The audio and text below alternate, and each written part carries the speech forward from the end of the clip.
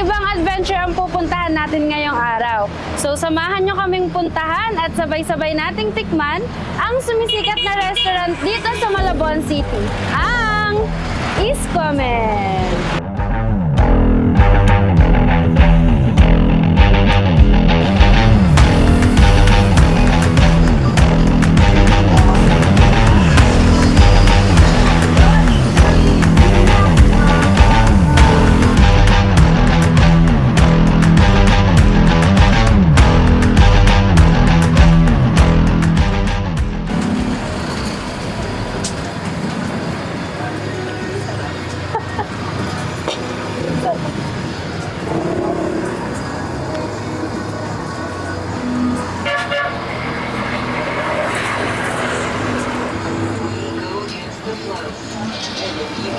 Sarap ng sabaw.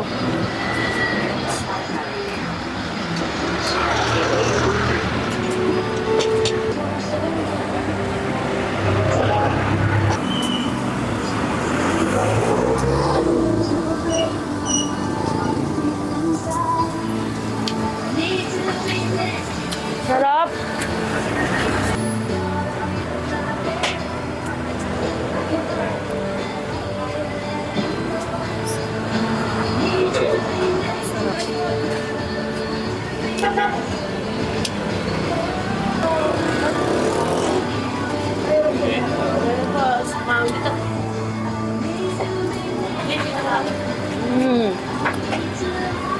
Ang sarap.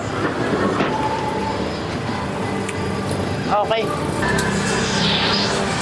Ito yung ramen nila. Tikman natin.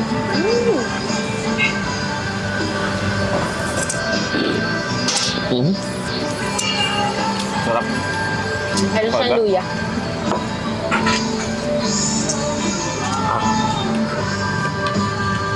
Maklase yung sabaw. Parang milky siya. May sobrang milky. Ito naman, rice meal nila. Napakalaki ng serving. Nakita niya, bawas ko na yan ha. Kanina pa ako kumakain, pero bawas ko na to. Napakalaki ng serving. For 99 pesos. Sobrang sulit na nito. Grabe. Ito, sisig with rice. Napakaraming serving. 85 pesos lang yan. Ano ba? 85 pesos lang yan. Napakaraming serving. So guys,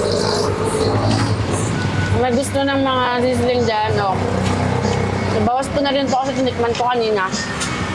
85 pesos lang. Grabe. Tingnan nyo naman to.